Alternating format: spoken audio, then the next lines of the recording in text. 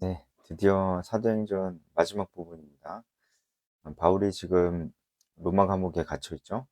하지만 비교적 자유로운 상태에서 갇혀 있습니다. 누구든지 만날 수 있었고 아마 집 밖에 나가지 못하는 것 말고는 좀 누구를 만나든지 만나서 무슨 얘기를 하는지는 별로 로마가 상관은 안 했던 것 같아요. 바울이 제일 처음에 이 집에 초대했던 사람들이 17절에 유대인 중 높은 사람들입니다. 유대인들을 먼저 초대했고 유대인들 중에서도 영향력 있는 사람들을 초대했습니다. 여러분 형제들아, 내가 이스라엘 백성이나 우리 조상의 관습을 배척한 일이 없는데 예루살렘에서 로마인의 손에 죄수로 내준 바 되었으니 라고 이렇게 얘기를 하는데요. 바울이 아주 자세한 얘기들을 좀 생략을 하고 있어요.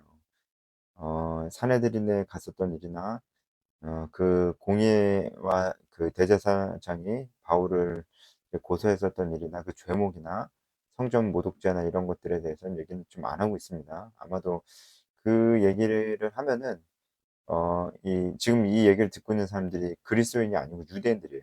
유대인들이기 때문에 뭔가 성전 모독죄와 관련이 돼 있다는 소리를 들으면 그 이후에 바울이 하려는 얘기를 아마 들으려고 안 했을 겁니다. 근데 바울은 이제 복음을 또 전해야 되기 때문에 바울이 좀 지혜를 발휘한 것이죠. 굳이 유대인들에게 민감하게 들을 만한 그런 얘기를 하지는 않은 겁니다. 뭐 거짓말은 아니죠. 말을 안 한 거니까. 그럼 바울은 거짓말하고 있는 건 아무것도 없습니다. 다 진실만을 얘기하고 있고 어 자신의 어떤 상황에 대해서 좀 얘기를 하고 있습니다. 19절에 유대인들이 바울의 얘기를 듣고 아니죠. 19절 아니죠. 계속 19절도 이제 바울이 계속해서 자신의 상황에 대해서 얘기를 하는 것입니다. 바울이 20절에 어 이 지금 당신들을 이렇게 불러서 함께 얘기해 보려고 하는 것은 이스라엘의 소망에 관한 것이다.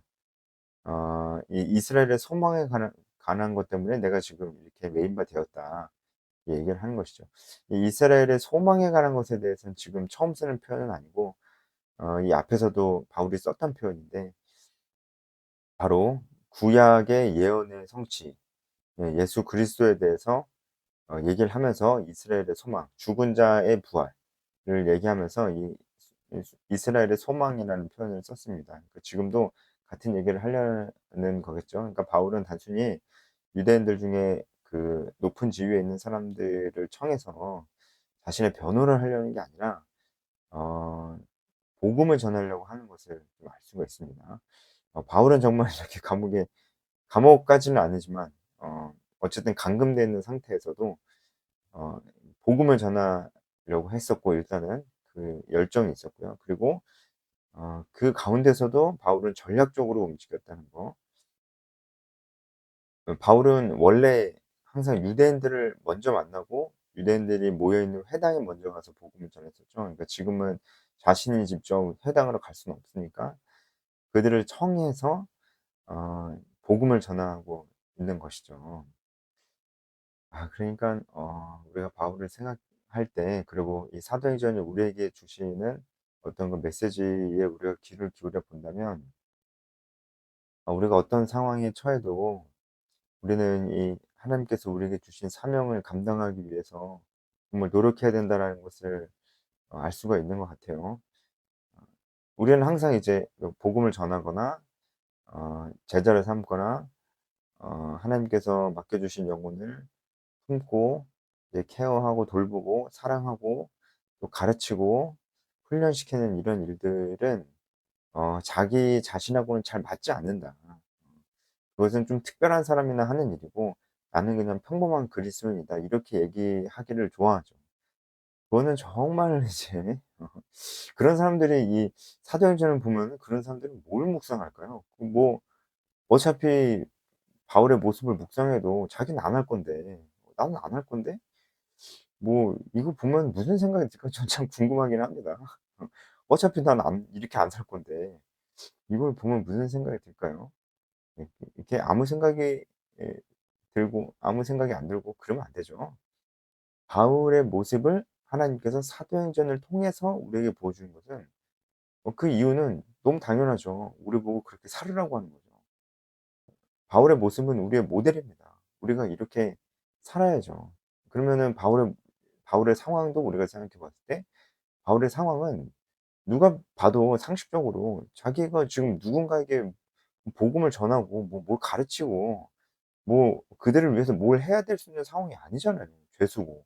사실 잘 안 되면 죽을 수도 있고. 자기 자신은 구속돼 있어서 꼼짝할 수도 없는 자기 코가 석자인 상황인데 바울은 그런 상황에서도 하나님께서 주신 사명을 감당하려고 하니까 그런 생각을 하니까 또 그런 마음이 있고 열정이 있으니까 기회가 보이는 거 아니겠어요? 마음 있는 사람에게 기회가 보인다라는 게 이거 아니겠어요? 생각해 보면은 불가능한 게 없는 거예요. 누군가를 초청할 수 있고 그렇다면은 자기가 원하는 사람들을 초청할 때 누구를 초청할 것인가 바울은 다 생각했을 것이고 유대인들을 초청하되 그 가운데서 영향력 있는 사람들을 초청할 그러니까 복음을 전하기 위해서 바울은 항상 마음이 있었기 때문에 자신의 상황이 굉장히 어려운 상황이라는 거 이런 부분들은 문제가 되지 않았습니다. 그러니까 우리는 언제나 이제 이제 나 살기도 바쁘고 너무 힘들고 너무 바쁘고 뭐 결혼하기 전에는 돈 모으려고 바쁘고 결혼 직전에는 결혼 준비하느라 바쁘고 결혼한 다음에는 신혼 때문에 바쁘고 애 낳으면은 애 키우느라 바쁘고 어 언제 우리가 복음을 전하고 제자를 낳는 삶 살아갑니까? 그렇죠. 네. 그렇죠. 그렇죠. 그래서 어 마음이 있는 사람은 지금도 그 기회가 반드시 있고 주변에 널려 있다. 저는 그렇게 생각합니다. 바울도 마음이 있었기 때문에 그 기회가 보였고 이 그 메인바 된 상황 속에서도 복음을 전했습니다. 유대인들에게요. 네, 21 절에 바울의 얘기를 듣고 유대인들의 반응이 어 "우리는 당신에 대해서 편지를 받은 일도 없고 당신에 대해서 좋은 거든 좋지 않은 거든 하여튼 들은 일이 없다. 그래서 우리는 지금 너희 사상이 어떠한가 듣고자 한다. 좀 알고 싶다."라고 얘기를 하는데 아마 이 얘기는 반은 맞고 반은 틀릴 가능성이 높습니다. 아예 모를 리가 없거든요. 예, 바울이 그것도 다른 구석에서도 아니고 예루살렘에서 있었던 일이기 때문에 어 이 로마에 있는 유대인들이 그걸 모를 리가 사실은 별로 없습니다. 특히 이들이 이제 그냥 유대인들도 아니고 영향력 있는 유대인들 중에 지도자라고 한다면 더욱 모를 리가 없습니다. 알고 있는데 뭔가 좀 모르는 척하면서 좀 바울에게서 그 얘기를 좀 들어보려고 하는 것 같아요. 어쨌든 그래서 바울이 일단은 이 대화는 여기서 마무리하고 그렇다면은 "내가 얘기를 할 건데 굉장히 길다. 오늘 늦었으니까 다음에 하자." 이런 식으로 됐나 봐요. 그래서 날짜를 정하고 23 절에 "그때 와라." 해서 사람들이 이제 옵니다. 근데 오는데 많이 온 것 같아요. 많이 왔다고 이렇게 23 절에 기록이 돼 있잖아요. 아침부터 저녁까지 바울이 아주 그 자세히 예수님에 대해서 전합니다. 거의 진짜 굉장히 오랜 시간 동안 모세의 율법과 선지자의 말을 가지고 강론을 했죠. 예, 모세의 율법과 선지자는 이 신약 성경에서 구약 성경을 가리키는 표현입니다. 율법과 선지자는 구약 성경 전체를 가리키는 표현입니다. 그러니까 바울이 그 당시에 성경인 구약 성경을 가지고 신약 성경은 아직 없었으니까요. 구약 성경을 가지고 예수 그리스도에 대해서 강론했습니다. 그래서 어 아침부터 저녁까지 강론했다라고 하는 이 강론했다라는 표현이요. 굉장히 자세히 가르친다라는 뜻입니다. 어 굉장히 자세히 알려준다라는 표현이고요. 어 그래서 어느 정도냐면 눈에 보고 손에 만질 수 있을 만큼 명확히 풀어 설명하는 것을 말한다. 이렇게 얘기합니다. 어 굉장히 자세히 얘기를 한 거죠, 예수님에 대해서. 근데 그 말을 들었을 때 사람들이 믿는 사람도 있고 믿지 않는 사람도 있었습니다. 그래서 25절에 서로 맞지 아니하여 흩어질 때라고 합니다. 이건요, 그들이 이제 자신들이 이제 바울의 설명을 듣고 자기들이 스스로 그 자리를 일어나고 있는 상황입니다. 어 어떤 사람들은 이제 어 그 "헛소리다, 헛소리." 이러면서 일어났고요. 어떤 사람들은 "맞는 말이다. 좀 더 들어보자." 그랬던 것 같아요. 어 "성령이 선지자 이사야를 통하여 너희 조상들에게 말씀하신 것이 옳도다." 이제 바울이 이사야서 말씀을 인용하여서 어 이 유대인들에게 얘기를 하죠. 이 말씀은 이사야서 6장 9절 말씀을 인용한 것인데, 어 이 말씀은 이제 그 이사야가 하나님께 그 사명을 받을 때 하나님이 말씀하신 것인데, 지금 이 이스라엘 사람 이 유대인들에게도 해당이 되는 것이죠. 그러니까 어 "너희가 듣기는 들어도 도무지 깨닫지 못하며 보기는 보아도 도무지 알지 못하는도다. 이 백성들의 마음이 우둔하여져서 그 귀로는 둔하게 듣고 그 눈은 감았으니 이는 눈으로 보고 귀로 듣고 마음으로 깨달아 돌아오면 내가 고쳐줄까 하며 하였으니." 이렇게 표현이 되어 있습니다. 그러니까 이것은 이사야서에서도 이스라엘의 완악한 그런 마음들을 하나님께서 지적하고 있는 것입니다. 그래서 그런즉 하나님의 이 구원이 이방인에게 보내어진 줄 알라. 그들은 그것을 들으리라. 원어적으로 좀 더 자세히 이 부분을 풀어서 말씀드리면요. 그런즉 하나님의 이 구원을 이방인들에게로 보낸 것과, 그리고 그들은 그것을 들으리라는 것을 너희가 알아라. 이렇게 얘기를 하는 것입니다.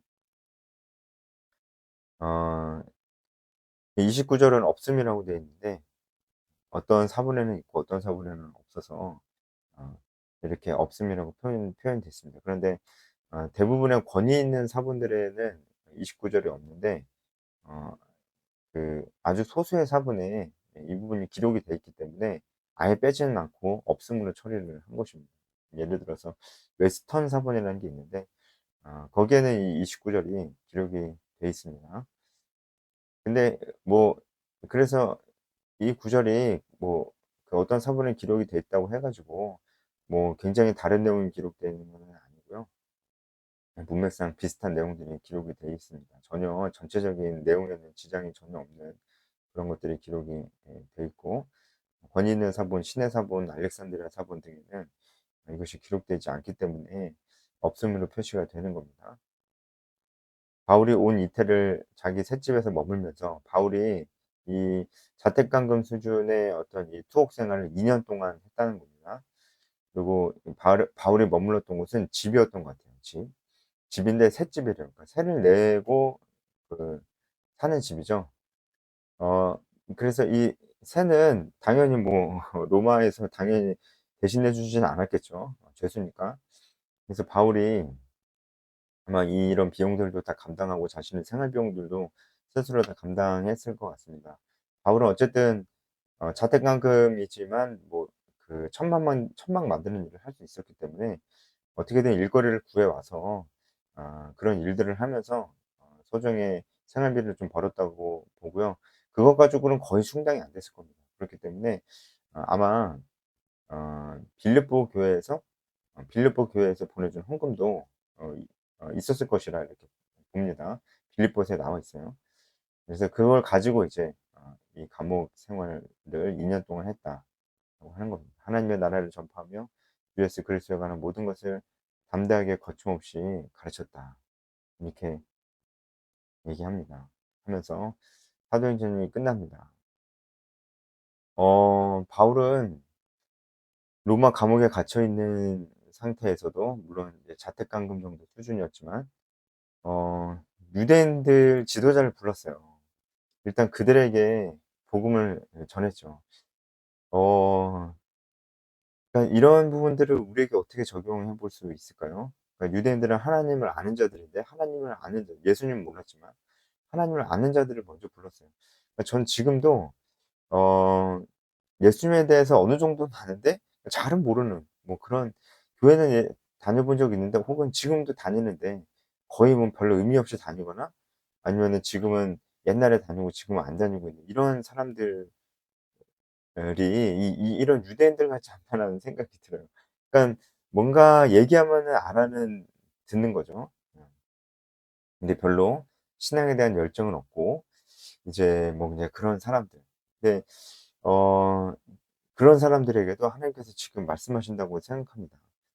어 아예 예수 그리스도를 모르는 사람들한테 우리가 복음도 전해야 되겠지만 그 사람들에게도 복음을 전해야 되겠지만 예전에 교회 다녀봤거나 지금도 교회 다녀 그 사람들이 이런 사람들이 복음을 전하라는 얘기가 아니고 이 사람들은 예수님을 알고는 있으니까 어 지금도 하나님께서는 어 이런 사람들 그러니까 교회 다녀봤거나 아니면은 다니고 있는데 열정이 없는 이 사람들도 하나님께서 굉장히 관심을 가지고 말씀하실 것 같아요. 어 하나님께서 바울을 통해서 유대인들에게 말씀하셨던 것처럼.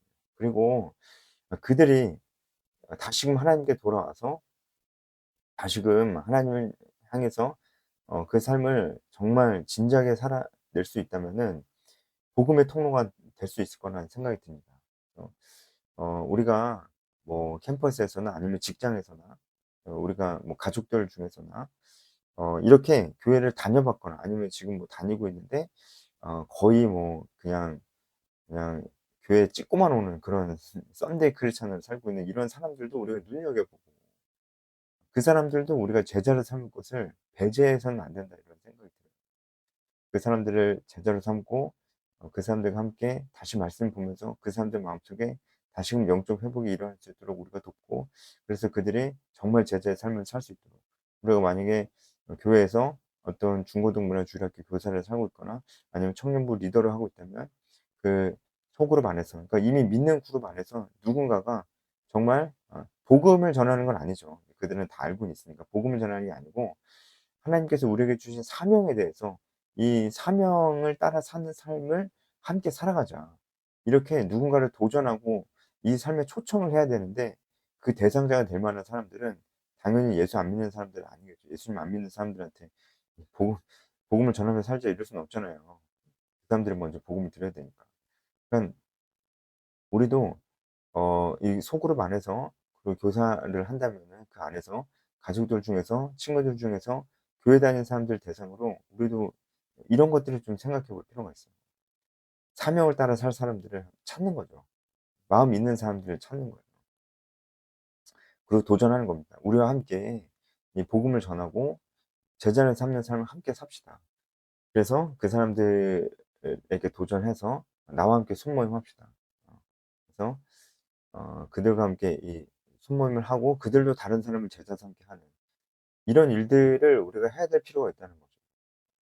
바울도 사실은 유대인들에게 먼저 복음을 전한 것은 어떤 하나님의 어떤 명령 가운데 그렇게 한 것도 있지만 유대인들이 이방인들 헬라인들보다 하나님에 대해서 예수님에 대해서 이해한다면 더 빨리 이해할 수가 있거든요. 그들이 이해를 하고 마음만 연다. 그렇기 때문에 유대인들에게 간 것도 있습니다. 근데 유대인들이 예수님을 알게 되고 믿게 되면은 유대인들이 어 훨씬 더 이런 예수 그리스도에 대해서 또 잘 알려줄 수 있어요. 하나님에 대해서 원래 알고 있었던 사람 구약에 대해서 알고 있는 사람들이니까. 그래서 바울이 뭐 "이방인들에게 가겠다. 이방인들에게 가겠다." 계속 얘기는 하지만 바울이 항상 결국은 항상 이 이 그 유대인들한테 우선순위를 뒀어요. 결국은 항상. 지금도 이제 아마 바울이 이제 이 로마 감옥에서 풀려났을 때가 이제 AD 61년 정도로 보고 있는데 바울이 AD 64년쯤에 죽거든요. 그러니까 지금 바울 사역의 거의 후반부예요, 후반부. 후반부인데 아직도 유대인들한테 얘기를 먼저 하잖아요. 그러니까 우리도 이렇게 믿는 사람들을 우리가 도전하고 그 삶을 살게끔 하는 거 이런 어 우리가 해야 됩니다. 그래서 저는 정말 교회 안에서 혹시 정말 청년부 활동을 너무나 어 이렇게 열정적으로 하고 있는 청년들이 있다면 여러분 여러분 주변에 동역자들 중에서 교회 다니는 친구들 중에 살펴보면서 제자를 삼으십시오. 그리고 그들에게 "너도 제자를 삼아야 된다." 이렇게 도전하십시오. 그리고 그들과 함께 전도하십시오. 직장에서 어떻게 하면 우리가 전도할 수 있을까? 우리가 매일 만나는 사람들 가운데서 어떻게 복음을 전할 수 있을까? 함께 고민하십시오. 동역자를 삼으십시오. 이것이 바울이 그 유대인들에게 먼저 복음을 전했던 이유이기도 할 것입니다.